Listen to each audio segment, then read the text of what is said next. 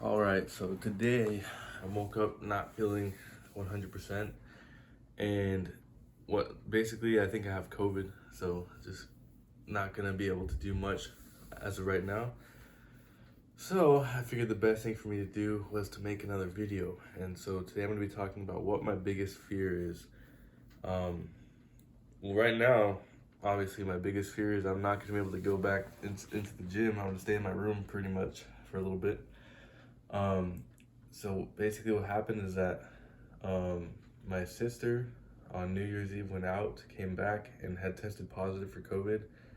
Um, Literally, the only contact we had was that and I didn't even get it from her, I don't think, but she came in through the front door wearing a mask. Like it was like not even like I have this rinky dinky mask that I don't think does anything for me that I wear out in public when I need it, and she had this like it looks like a surgical grade like thing strapped to her face. Walks into her room, and over the course of the next few days, all she would do is just walk out once and go back into her room if she needed to get something. But then my brother came down with COVID, and somehow I'm pretty sure I got it from him. And so what happened is that last night I woke up, went to the bathroom. Wait, not even last night. This morning I went because anyway, it was actually like somewhat early in the morning, and I went to the bathroom, and the thought flashed across my mind. I was like, okay, so I know that Joseph has COVID, and so if he touched anything, there's a chance I might be able to get it too. Even though people have been going back and forth saying how the science is inconclusive on whether or not it can survive on surfaces, blah blah blah blah. And anyway, I go to the bathroom, come back, and sure enough, like I wake up later, a few hours later, and I'm already feeling something in my throat. Anyway, and full disclaimer, I've already had COVID last year in September. Wait, no, not last year. Wait, when was it? September 2020, I think, is when I got COVID. Um, so I'm gonna be talking first about COVID, but then talk about how it plays into like what is my biggest fear right now. Like out of everything that's going on, what am I most afraid of? So first, I think it's interesting how COVID developed and how it's spreading so like it spread so rapidly and it has not died off yet, and that's obviously because the virus mutates and everything. Um, and man, these are always so funny. So this is my thinking chair, right? I sit here and I talk about what I think is super important that I let out there. Um, Anytime I'm about to record a video, I just start getting thoughts coming to my head, and my thoughts are racing, and I can it's like I'm spinning around in circles, but I can identify every single point that I want to talk about. And as soon as I sit down, it's kind of a struggle for me to like to collect my thoughts and to put it all in order. So anyway, what I wanted to talk about first, let's see, is how basically the representation of facts and information these days is nothing to me is like nothing but it's almost like a mirage. um, it doesn't matter what your source is. There's no 100% way of guaranteeing that any of the information that you receive from any source is true or false. Like, you can't really know. um, but my favorite thing in the world are conspiracy theories. Not because I believe they're all true, just because the fact that no one is able to disprove them, and like when theories are debunked, um, I think there's also the possibility that the method that it was debunked was also faulty. It's so crazy how there's so many possibilities as to what is the real reason for why things are going on. And anyway, I just love it because really the only thing that could end a conspiracy theory is that the absolute truth is made publicly known. But the fact that the truth can't even come out and that nothing can be disproved is just it's a testament to how messed up the world is right now, where like there's no truth to be found. And obviously I think my personal belief is that the truth is found in the gospel of Jesus Christ. And the gospel is not so much of just like spiritual scriptural things, but the gospel encapsulates and envelops everything. God understands all of science. He's the one who created all the laws of physics and everything that constitutes our reality. He understands it and he controls it. So it's like there's nothing in the gospel that is not already known um, to God. Like it's not known to us. We don't know the truth, but it's our job to find it. Anyway, so as it ties back into COVID, my biggest fear from reading scriptures, seeing corruptness in all facets of government and world organizations, it seems as if you can't find a government or an organization that is not corrupt. And even when you look at religion, there's instances in every single church, unless it's like recently formed, every single church has a history of people doing horrible things, whether it be the Catholic Church or any church, even the Church of Jesus Christ of Latter-day Saints. I've heard stories, and I know of like times where members of the church have done horrible things. It's just an inherent property of living in an imperfect world, where people not only make horrible decisions, but they are horrible people sometimes and do horrible things. So I'm trying to think, where was I going with that? Basically, my belief is that in every organization there is an inherent corruptness, and my fear is that we're getting to a point where, like worldwide, there's going to be a lot of collapse, dysfunction, and out of that will arise some sort of new superpower, like a global superpower that like of the likes which we've never seen before. And anyway, my thought when it comes to like processing things and figuring out solutions or finding answers to questions, I find that sometimes it's hard to figure out where things are leading up to. You have 20/20 vision looking behind you, right? But in the present, your vision is fuddled, and even more in the future, it can be so unclear as to where things are going to end up. One way that I go about it, it's like a problem solving tactic, is like you look at everything that's going on, and and if you decide and you determine and set an outcome, like this is like, you pretend this is what's going to happen, and if you compare it to what's going on right now and it seems to fit in, that's where you start to figure out like where things could potentially be heading. So where I'm at right now, and obviously I have no way of knowing if this is all true or not, if it's going to happen, is that at some point the United States is going to collapse, and a lot of world organizations are going to be dissolved, and in the place of that will come a new one that's already forming, and it's already plotting this takeover. And this organization is going to include leaders and officials from all like of the powerful governments that exist already. And anyway, that's my thought, is that there has to be some sort of global organization that is working to destabilize countries and governments and things like that, to subject people and to put them down and make them weaker, so that at some future point then a new superpower can arise. And so that's the future point that my reference, and I'm looking back to see what is going on in the world right now. You look at all the political divide in our country. The United States of America is the golden standard for the world. Everything that happens in the United States affects the whole world, and our country is by no means stable by every metric, as in like a measurable condition. There's no metric by which I see our country improving, and that's a super worrisome sign. And on top of that, it seems as if we're stuck arguing and debating and not taking action. Very few actions are actually being made. Very few moves on the chessboard. It's almost as if we're standing still while everything is collapsing around us. And of course, if that were that could just be like some random coincidence. But if you compare it to, what if there is an organization of elite people with evil intentions that are trying to disrupt everything and break everything apart? Of course, they would want to distract all the I'm trying to think of a good word to use, but anyone who has the ability to resist these changes and to maintain the integrity of the system, if they can't destroy those people, then they'll try to distract those people. And anyone that is kind of mindless, thinkless, that doesn't really know anything or doesn't understand anything, that's not their worry at all. They let those people do whatever they want to, whatever they do.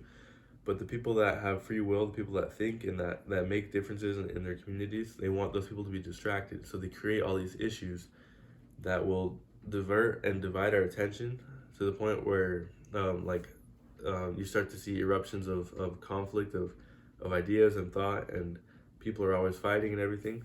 And I think we're all being forced to look away from an issue. But then here comes coronavirus.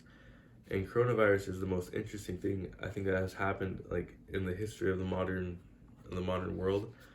Because this is the first time, so it's not the first time that there's been an epidemic or an outbreak of a disease or a virus or something like that. But this time, the virus was manufactured in a lab, and based on like who you listen to, there's a lot of different theories out there. What I've heard is that it was the project was funded partially by the United States government. It was made in China, and so obviously it broke out in China. China kept it really quiet for a long time, and when it hit the United States, it broke out almost simultaneously in New York and San Francisco, almost like the two of the biggest cities on each coast. And then it spread like crazy. And after the United States went down is like when the whole world shut down.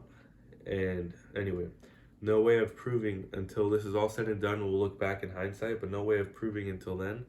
But basically, it seems to me as if whoever is looking to be in power is trying to destabilize as a whole all the countries in the world. Right now, seems to be making some moves to put themselves on the top of, like, basically be king of the hill. And so what China does is that they have first of all Chinese citizens living in, I'm pretty sure every single country, every single inhabited country in the world has Chinese people living there. I was blown away when I went to Argentina on my mission to see so many Chinese people like in the community owning stores and all these things, and it's like clearly they're established there and they've been there for at least a generation or two. Their children grow up speaking Spanish, and it's so insane. The same thing happening in Africa and everywhere. Especially after COVID, you already have a long list of first world countries and an even longer list of third world countries, all indebted to China. And then here comes a global market crash, and you see this pandemic ravaging through like all these countries. Of course, they're gonna look to for any means of help that they can receive in that desperate situation. So it's like it's all super fickle. I don't know what's the word. It's like it's not confusing, but it's like almost like confuzzling. Who knows? So along that thought, like you would obviously be thinking that okay, so it's China. China's the one that's doing all of this, but that could also just be a tactic of diversion if you think about it. So the Chinese have deep intelligence, like roots in they're spying basically on everyone else. So is Russia, and so are other countries. We do the same exact thing too. The reason why nothing is done about it is because we also do it. So it's like because we have our paws in other people's business and they have theirs and ours. It's like no one is doing it. We're just gonna keep doing it basically. So there's no way that this all happened and took us by surprise. It was almost as if it were allowed to happen. And one thing I've noticed about this coronavirus stuff, like the virus, so this isn't to start anything, this is just my personal experience, but when I got COVID the first time, I was serving my mission in Philadelphia.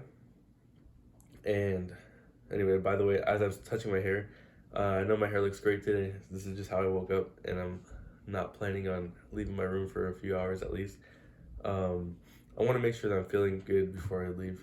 Anyway, random thought.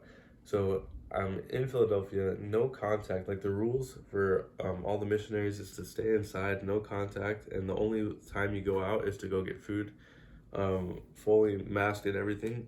And so virtually no contact with anyone. But there's this initiative that we're allowed to participate in providing service in all of the communities. Like all the missionaries across the world are providing service to their communities wherever they're at. And so we start going to these local food banks and stuff like that. And these members of the church, they contact us and let us know that they have a service opportunity for us to go to this convention, because me and my companion speak Spanish, to help at this Hispanic Latino convention. And so one of the requirements is that we get tested for COVID before we go and participate in that. And so 2 days before, so we found a site where we can get tested and get results like in 24 hours, I think. We go and get tested and come back. And the next day we have a zone conference, which is like the mission is divided. There's first, the smallest group is a district. You have your personal area assigned geographically. Several areas are made into a district, several districts into a zone. So we had a zone conference with all these missionaries there. We go there, come back, get our results over the phone, and they tell me that I tested positive for coronavirus. We have two companions. My one companion, Elder Smith, he was presumptive positive, as in like he didn't really test positive, but for some reason they have reason to assume that he was. My other companion tested negative. And it was so crazy because we had virtually no contact with anyone, and if we did, we had our masks on, we maintained social distance and all these things. And so one interesting thing as I look back on it, as we went to go get tested, so they do the swab and they stick it up into your brain. Basically, it's like bleh, it's nasty. But no, they put it in your nose. They swab your nose and then take the sample. For some reason, after I don't know, I haven't talked to anyone about this. I couldn't confirm if this is just what happens. After I got the swab in my nose, they swabbed it around. My left sinus was like inflamed basically as I was we drove away from it was like a drive-through testing site. As we drove away, my sinus was inflamed. My eyes, like my left eye, started to water a little bit. That's the nostril that they used, and like almost from that moment, it almost felt as if something was different. Like I said, I can't go back. Like I didn't talk to my companions about it, but I was the one that got tested as positive, and I got wrecked by COVID. But what happened is that I got it first, and then they both got it for me, and so we're all three sick, and we're stuck in our apartment because of the quarantine. They both, so they got it after me, but they also recovered before me, and I had symptoms for at least like 4 or 5 days after they were fine and better.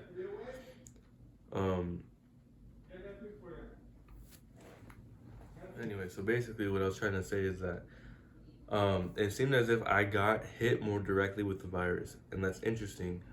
Like that. Anyway, if it were to be the case, not saying it is, if it were to be the case that swab that they had, that's gonna sound so crazy, but if it had like any traces of the actual virus on it or whatever, and they put it into my nose, they're literally placing it inside of me to the point where like it's so direct that like I have no choice but to be infected by it, you know, because there's the whole what's the symptomless carrying thing that they call like non-symptomatic. There's that whole thing and everything. So it's like it's crazy how we three all spent our time, like every day we spent all our time together around each other. I tested positive. My one companion was basically negative. He didn't have any symptoms until I got sick and gave it to him. And then the other one was just basically negative. And it's crazy.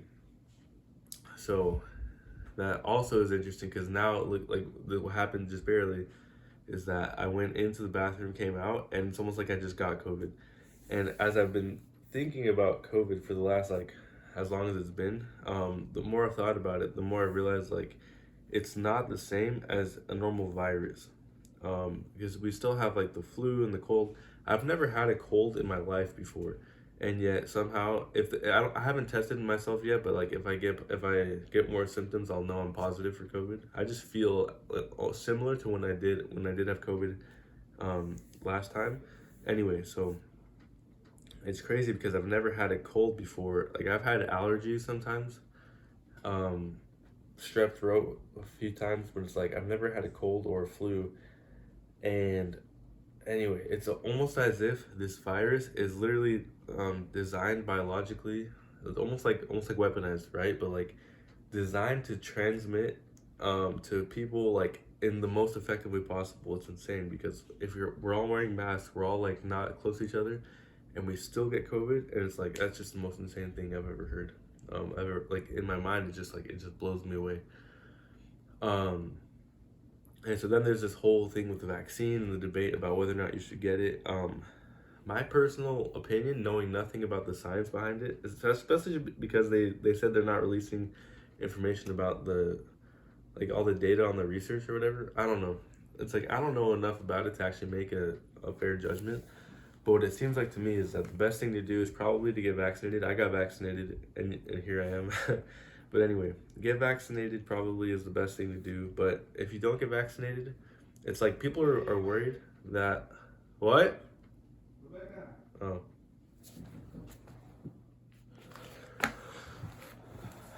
So the worry, the preoccupation, I guess, is that that people might possibly be exposed to like predisposed to a worse thing than coronavirus by taking the vaccine. Some people are scared that the vaccine has been like weaponized or things like that, or that it's not safe, that it's gonna have side effects or whatever. None of that is like proven, but it's also not disproven, so who knows? But I'd lean more. I would assume more that it's like a safe vaccine, and I would assume that if the coronavirus has been like biologically weaponized and it's so easily transmittable, and there's different variations of it or like variants that are it's like evolving basically. Um, if I were this this team or like no this organization of elites that want to control the population, I would develop the vaccine, develop the coronavirus in a way where like the more times you got it, then like it might even the virus itself might leave you predisposed to a worse virus or a disease pathogen that can be released at any time. So it seems as if the best way to handle that is to get vaccinated. Um, if that's your worry, I'm talking to the fellow conspirators out there that like conspiracy theories. If you think it's just a normal virus and stuff, then it doesn't become that big of a concern to get vaccinated. Yeah? Anyway, so, and I've been interrupted so many times during this. So if that's the thing is like psychologically, if you don't believe that the coronavirus is anything more than just a virus, then you wouldn't actually feel the need to get vaccinated unless you had that health concern or you are compromised in your autoimmune system or something like that. But if you are worried about the vaccine or no the virus and the vaccine being like weaponized and things like that, anyway, it becomes so tricky. But imagine this: imagine that the virus makes you predisposed to a worse disease that might be released in the future, and those who take the vaccine might be protected or may also be compromised or who knows. But it seems as if like the ones who are going to survive are the ones that have already like planned for this, and then if anyone else survives, they'll be in a weakened state where they can be controlled easily. That seems like that's where that would go if the conspiracy was accurate. But anyway, I myself, I named the video like what's the thing I'm most scared of. I'm not scared of all this coronavirus stuff and like possibly like the country falling apart and all these things like that could be scary, right? The biggest thing I'm scared of is first of all people losing their free will. Second, people getting hurt in the process, like losing their livelihood, not having jobs, not having a way to support themselves and suffering, all these things. But if this were to happen, there's nothing that I can do at least that will stop it, nothing I can do to prevent it or control it. So the only thing I can do is respond. And so that's part of my new focus, trying to be stronger, trying to prepare myself for anything that can possibly occur to me. So that's like my message to all of you is that regardless of what's going to happen, the only thing you can do is prepare. And the things, if you don't know what to do to prepare, it's likely going to be all the things you've been neglecting, which at some point or another you've had the thought, maybe I should do this, maybe I should do that, maybe this would be helpful, and you push those thoughts to the side. Revisit those and start to make a plan. the worst thing and the dumbest thing to do is to do nothing. To be worried about how people will look at you if you're doing a certain thing, like going to the gym for the first time and all these things. Like, no one knows what they're doing. Everyone is literally in the process of figuring it out, and it takes years before you even like really know what you're doing. At this point, all the exercise I'm doing is stuff that I've heard is good. I've seen people do it, and I'm trying it out on myself to see what the results are going to be. So anyway, if you're in that predicament of like not knowing where to start, just do something. Look at what other people are doing that are also like-minded of trying to focus on a goal and progressing. The worst thing to do is to let fear control your life. So if you're really scared about what's going to happen in the future, the antidote to fear is to have faith, and faith is built when you strengthen a relationship with God and with Jesus Christ.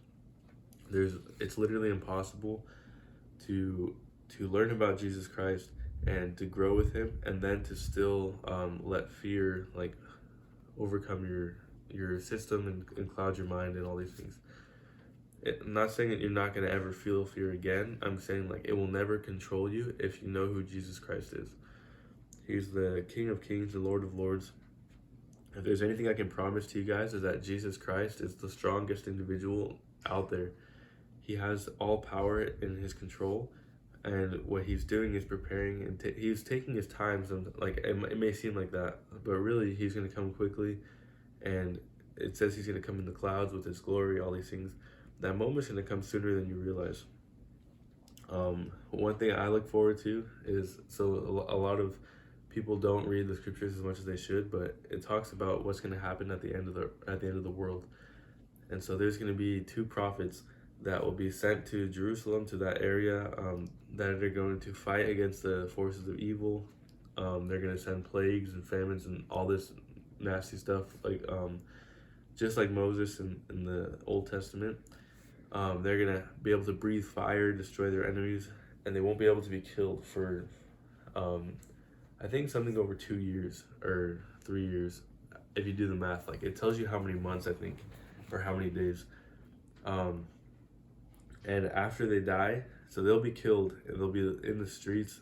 The forces of the evil people they're fighting, they'll be celebrating, and after 2 days or whatever, they're going to be resurrected, and just like everyone, we're all going to be caught up to meet God.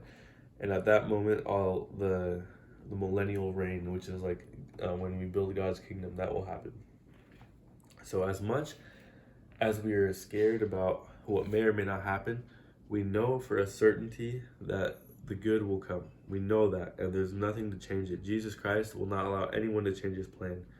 He is the strongest individual, the most capable to carry out this plan. And if anything, there is not one person that exists that works harder than He does.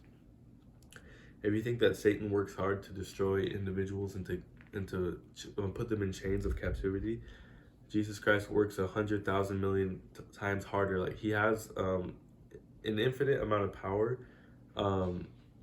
at his like disposal that He uses to do good for us, and He's constantly going at it. That's my belief in that. I can't imagine any scenario in which Jesus Christ is just laying back and doing nothing. That just makes no sense to me. So there's no reason to be afraid if you understand that. And if you don't understand that, just do your best. Just start reading the scripture, start praying, go to church, but find ways to concentrate yourself, focus your spirit on connecting with God.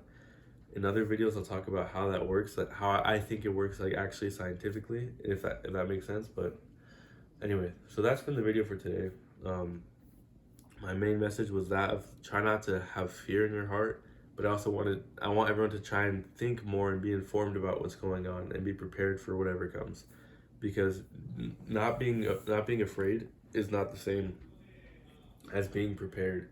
You can just sit there and be ignorant and say that everything will be fine without actually doing anything. But if you have no preparation at all, you're gonna be effed over. Basically, you're not gonna survive. But if you prepare well, God will be on your side, and that's the truth. So anyway, thanks for watching the whole thing. If you stick with it the whole time, let me know what you think, and I'll just keep making these videos, keep grinding them out. Hopefully I don't have COVID and I'm just sick with something else, or who knows. But anyway, blessings to all of you.